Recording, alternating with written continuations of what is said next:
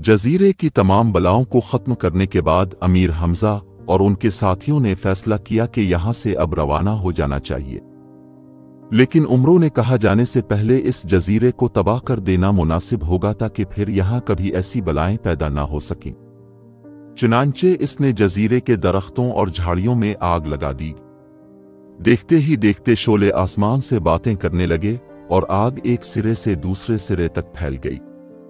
इसके बाद सारे आदमी जहाज़ों पर सवार हुए और एक बार फिर समंदर की लहरों पर बहते हुए हिंदुस्तान की जानिब रवाना हुए।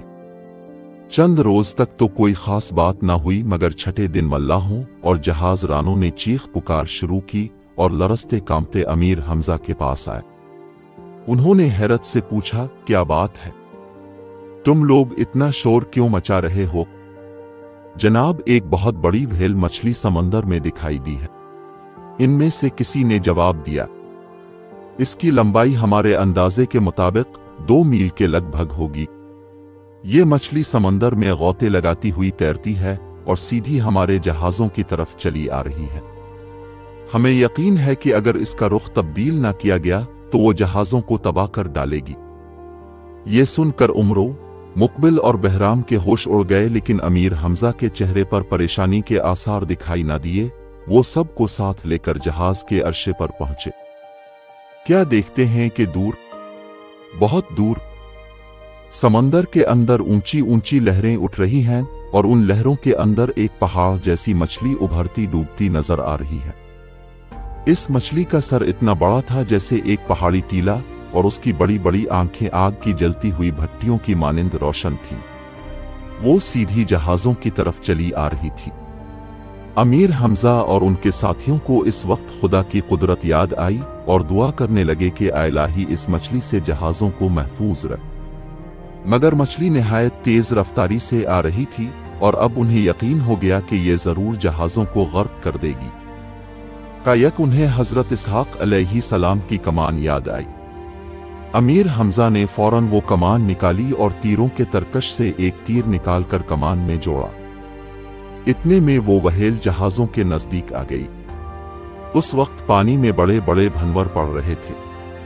अमीर हमजा ने मछली की दाएं आंख का निशाना लिया और अल्लाह का नाम लेकर तीर चला दिया। इस तीर में खुदा जाने क्या असर था कि जूं ही मछली की आंख में लगा, एक धमाका हुआ और उसकी आंख की पुतली गायब हो गई।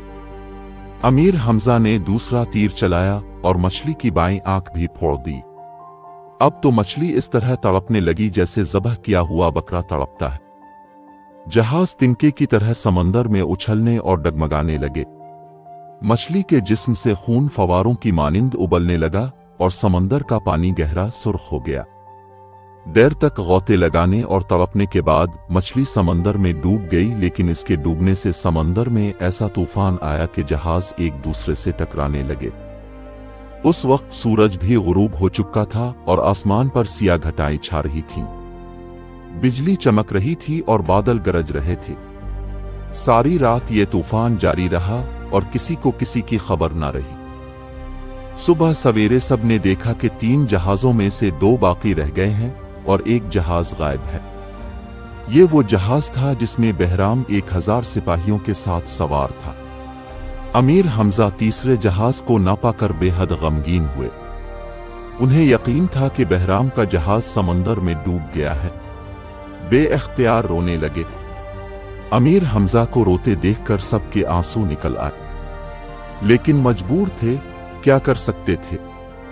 मौसम ठीक होते ही दोबारा सफर पर रवाना हो गए। इस हादसे के ठीक 7 दिन बाद फिर मल्ला और जहाज रान रोते पीटते अमीर हमजा के पास आए और कहने लगे, हुजूर, जजीरे की बलाओं, बेल मछली और तूफान के हाथों तो हम बच गए, लेकिन इस मर्तबा हम ऐसी जगह फंस गए हैं कि जहां से बच निकलना किसी तरह मुमकिन नहीं। अमीर हमजा ने कहा, ये कौन सी जगह है? जनाब वाला, इसे गिरदाब सिकंदरी कहते हैं। हजारों साल से इस जगह समंदर में जहाज गर्क होते रहे हैं। दरअसल यहाँ पानी में बड़े बड़े भंवर पैदा होते हैं और जहाजों को अपनी तरफ खींच लेते हैं। भंवर में एक बार फंस जाने के बाद जहाज चक्कर खाते खाते पानी में गायब हो जाता है। अभी ये बातें हो रही थीं कि जहाजों की रफ्तार अब बढ़ गई और यूं नजर आने लगा जैसे कोई नई ताकत उन्हें घसीटती हुई ले जा रही है। हुजूर, हमारे जहाज़ों को भनवर ने खींच लिया है। अब इनके बचने की कोई सूरत नहीं रही। एक जहाज़रान चलाया। अमीर हमजा के साथी खौफजदा हुए और चीखें मारने लगे। जहाज लट्टू की तरह पानी में एक ही जगह घूम रहे थे और पानी का शोर इस कदर था कि कान पड़ी आवाज सुनाई न देती थी।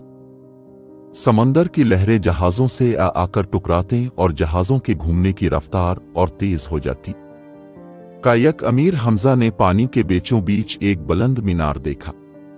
ये मीनार काले रंग के पत्थरों से बना हुआ था और बहुत ऊंचा था। इस मीनार के ऊपर एक गुंबद भी था जिसके चारों तरफ से रोशनी खारिज हो रही थी। अमीर हमजा ने एक बूढ़े मल्लाह से पूछा, बाबा, ये मीनार कैसा है और इसे यहां किसने बनवाया है? जनाब, हमने अपने बुजुर्गों से सुना है कि हजारों बरस पहले ये मीनार सिकंदर जुल्करनैन ने बनवाया था और इसमें एक खास तिलिस्म भी रखा था। रात के अंधेरे में ये गुंबद चांद की मानिंद चमकता हुआ दिखाई देता है और सैकड़ों मील दूर से नजर आ जाता है। इसे देखकर जहाज़रान अपने जहाज इधर नहीं लाते, लेकिन दिन की रोशनी में सफर करने वाले बाज बदकिस्मत जहाज रास्ते से भटककर उधर निकलते हैं और भंवर में फंसकर डूब जाते हैं। अजीब बात है, अमीर हमजा ने कहा। सिकंदर जुल्करनैन ने जहाजों की रहनुमाई के लिए तो ये मीनार बनवा दिया, लेकिन ऐसी तरकीब न की कि अगर कोई जहाज भंवर में फंस जाए तो निकले कैसे? जनाब, इसकी तरकीब भी मौजूद है। बूढ़े मल्ला ने कहा, इस गुंबद के अंदर एक बहुत बड़ा नक्कारा रखा है और करीब ही चोप धरी है। जो शख्स गुंबद में पहुंचकर इस चोप से नक्कारे पर जर्ब लगाएगा, उसकी आवाज से जहाज भंवर में से निकल जाएंगे। यही तिलिस्म है। अगर जहाजों को बचाना है तो देर न कीजिए, क्योंकि इस मीनार के गिर्द 7 चक्कर खाने के बाद जहाज डूब जाते हैं। फौरन गुंबद पर पहुंचकर नक्कारा बजाई। ये सुनकर अमीर हमजा ने कपड़े उतार कर लंगोट बांधा, मीनार की बुलंदी का अंदाजा लगाया और जहाज के मिस्तौल पर चढ़ने के इरादे से आगे बढ़े। उनका ख्याल था कि मिस्तौल पर से छलांग लगाकर मीनार तक पहुंचना कुछ मुश्किल ना होगा। इतने में उमरो सामने आया और कहने लगा, हे हमजा, मेरे मुकाबले में तुम्हारी जान कीमती है। ऐसा ना हो कि तुम मीनार तक पहुंचने की कोशिश में अपनी जान से हाथ धो बैठो, फिर हम किसे अपना सरदार बनाएंगे। मैं चाहता हूं कि तुम्हारी बजाय में मीनार पर जाऊं और नक्कारा बजा दूं। अमीर हमजा हैरत से उमरो का मुंह देखने लगे। उन्हें गवारा न हुआ कि उमरो को जाने की इजाजत दें, मगर मुकबिल ने समझाया कि उमरो निहायत फुर्तीला और चुस्त है, वो आसानी से गुंबद में जा पहुंचेगा। ये सुनकर अमीर हमजा ने उमरो को इजाजत दे दी। अब उमरो ने अपनी आदत के मुताबिक कहा, ए लोगो, देखो, मैं सिर्फ तुम्हारी जानों की हिफाजत के लिए मीनार पर जाता हूं। अगर मैं कामयाब रहा और खैरियत के साथ वापस आ गया तो तुम मुझे क्या दोगे? सब ने कहा कि 1 लाख अशरफियां देंगे। बहुत अच्छा, बेहतर यह है कि सब लोग मुझे तहरीर लिख दें ताकि बाद में मुकरने की गुंजाइश ना रहे। अमीर हमजा, मुकबिल, आदि पहलवान वगैरह सब ने तहरीरी वादा किया कि अगर उमरों की कोशिशों से हमारी जानें बच गईं तो उसे 1 लाख अशरफियां देंगे। ये तहरीरें अपने पजामे के नेफे में उड़सकर उमरों ने मीनार की बुलंदी पर निगाह की और दम साध कर ऐसी छलांग लगाई कि सीधा गुंबद की चोटी पर पहुंचा। लेकिन गुंबद का पत्थर चिकना था, उसका हाथ फिसल गया और वो नीचे गिर पड़ा। उमरों को गिरते देखकर अमीर हमजा और मुकबिल चलाए और दुआ करने लगे। खुद उमरों भी घबराया। उसने नीचे देखा कि एक मगरमच्छ अपना खौफनाक जबड़ा खोले इसका मुंतजिर है। उसने दहशत से अपनी आंखें बंद कर ली।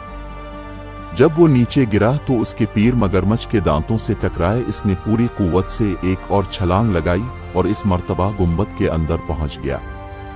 इसकी इस फुर्ती और तेजी पर जहाज के हर शख्स के मुंह से तारीफ का कलमा बुलंद हुआ। गुंबद के अंदर एक नक्कारा और उसे बजाने वाली एक चोब रखी थी। उमरों ने एक हाथ से चोब उठाने की कोशिश की, मगर वो इतनी भारी थी कि कामयाब न हुआ। आखिर उसने दोनों हाथों से चोब उठाई और नक्कारे पर दे मारी। चोब का नक्कारे पर पड़ना था कि एक हौलनाक आवाज पैदा हुई।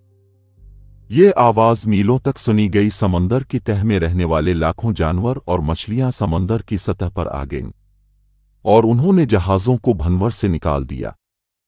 इसके बाद जहाज तेजी से रवाना हुए और चंद रोज के अंदर अंदर एक खूबसूरत जजीरे के पास पहुंच गए। मल्लाहों ने अमीर हमजा को बताया कि इस जजीरे को सरांदीप कहते हैं। इससे पहले कि हम सरांदीप जजीरे के दिलचस्पी और हैरत अंगेज वाकयात बयान करें, आपको ये बताना चाहते हैं कि सिकंदर जुल्करनैन के बनाए हुए गुंबद में उम्र अय्यार पर किया गुजरी। जब उम्रों को होश आया तो उसने अपने आप को गुंबद के फर्श पर पड़ा पाया। नक्कारा वहीं रखा था और वजनी चोब उम्रों के सीने पर धरी थी। उम्रों ने बड़ी मुश्किल से चोब को सीने से हटाया और उठकर गुंबद से बाहर झांका। दूर दूर तक चारों तरफ समंदर ही समंदर था। पानी में बड़ा जोश था और ऊंची ऊंची लहरें उठ रही थीं। बाज वक्त ये लहरें आती और मीनार की निचली सतह से इस जोर से टकराते कि सफेद झाग उड़कर गुंबद की चोटी तक पहुंचता और मीनार हिलने लगता।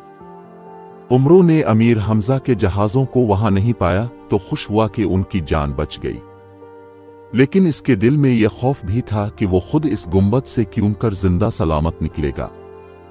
किसी जहाज के उधर आने का इम्कान ही न था और आ भी जाए तो भंवर में फंस जाएगा, और अगर उम्रों नक्कारे पर चोट मार दे तो जहाज तो बच जाएगा लेकिन वो फिर भी गुंबद ही में कैद रहेगा। ये सोचकर उम्रों बेहद परेशान हुआ और देर तक आंसू बहाता रहा। कई बार उसने गुंबद को अच्छी तरह देखा भाला कि शायद इसमें कोई खुफिया रास्ता मिले, मगर बेफायदा।